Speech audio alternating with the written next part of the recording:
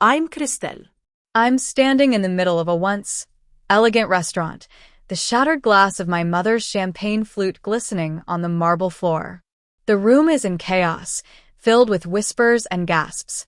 My mother, Diana, stands there, mascara smudging at the corners of her eyes, looking broken.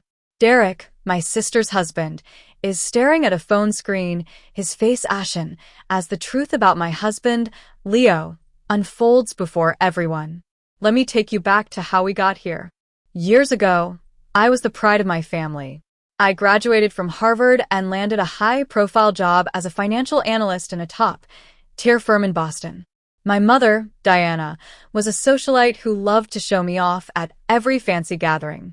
My Crystal, she'd say, sipping her martini, will be a Wall Street tycoon one day. I bought into that dream, imagining myself in a corner office, wearing designer suits. Then I met Leo at a country fair in Maine. I'd gone there to escape the suffocating stress of my job. He was manning a booth full of organic fruits and vegetables, wearing an old denim shirt and work boots caked with mud. He wasn't the polished, sophisticated type I was used to, but when he talked about farming techniques, his eyes sparkled with a passion I'd never seen in the corporate world. I kept going back, and eventually I brought him home to meet my family. My mother took one look at his calloused hands and asked, "So, Leo, what do you really do for a living?" Leo simply replied, "I grow food, ma'am. It's my passion."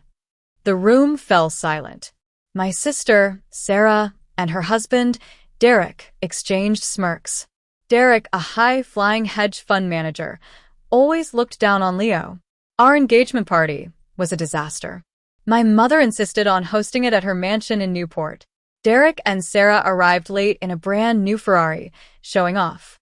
Derek made snide remarks about Leo's boots, saying, "Do they come with a tractor?" Everyone laughed, but Leo just smiled. Then my mother's toast was a stab in the heart. "I hope Crystal won't regret giving up her bright future for this," she said, gesturing at Leo. My father, Richard, sat in the corner, silent, sipping his whiskey. But my grandmother, Nana, squeezed my hand and whispered, "I like him. He's genuine." That night, I decided to leave the city and build a life with Leo in Vermont.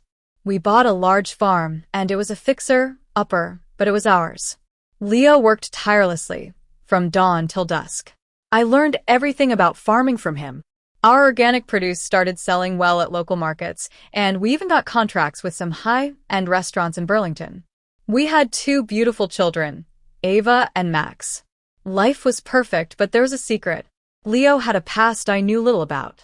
During our first winter on the farm, while I thought he was just reading farming magazines, he was actually working on patents and talking to investors. It turned out he had a PhD in agricultural engineering from Stanford. He'd walked away from a promising academic career and startup offers to focus on our farm. He didn't want my family to know because he didn't think they deserved to. One Tuesday night at 11 p.m., I got a call from Sarah. She was sobbing. "Crystal, we're in big trouble. Derek made some bad investments. We've lost everything, and Mom put up her house as collateral. We need $3 million in 2 weeks, or she'll lose her home. Please sell a part of your farm to help us." I was shocked. I needed time to think, but Sarah was desperate, saying, "You owe us. We're family." That night, I couldn't sleep. I started researching Derek's situation online. I found out he'd been fired from his hedge fund 6 months ago due to a massive short-selling bet. He'd bet against a sustainable farming tech company, believing it would fail. I reached out to an old colleague, Lisa, who worked in compliance. She told me that the company he bet against had seen its stock soar by 340%. And guess what? That company was Leo's. The next morning, I found an article about Leo's company, Green Tech Innovations. It was valued at around $45 million. He'd built this amazing business while working on our farm, never seeking the spotlight. I asked him why he never told my family, and he said, "It wouldn't have changed their opinion of us." Then, my mother invited me to her 60th birthday party, saying it was important. I knew what was coming. When we arrived at the fancy restaurant, the atmosphere was tense. There were about 40 guests, and a leather folder with a land sale contract was placed in front of me. My mother said, "Crystal, just sign this. It's a small piece of land to save my home." Derek stood up, saying, "Your husband's land isn't worth much anyway." I couldn't take it anymore. I stood up and asked Derek, "Can you explain how you lost all your money?" He tried to dodge the question, but I pressed on. I revealed that he'd used my mother's retirement savings to bet against Leo's company. I read out an email he'd sent, where he said he wanted to profit from Leo's failure and watch me suffer. The room was in shock. I then showed everyone the Forbes article about green tech innovations. Leo stood up and said, "I'm a farmer, and I'm also an engineer with a Stanford PhD.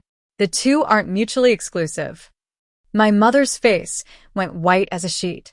Derek was furious, but the truth was out.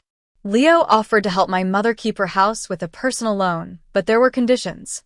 Derek had to repay the loan with interest over 5 years, get professional help for his gambling problem, and my family could never ask us for money again. Derek stormed out, and Sarah ran after him. The guests quickly left, leaving just our family. My father finally apologized, saying he'd been a coward for not standing up for me. Nana hugged me and said she was proud of me. A week later, Sarah called to say she and Derek were separating. My mother sold her Newport mansion and moved to a smaller condo. She didn't call me, but my father started calling me every Sunday, trying to make amends. Nana came to stay with us for a month, and she bonded with Ava and Max. As I sit on our porch, watching the sunset over the fields, with Leo, Ava, and Max by my side, I realize that I don't need my mother's approval. I've found my happiness, and I'm done waiting for those who never saw my worth. I've learned that setting boundaries is not a punishment, but a way to protect myself and the life I've built.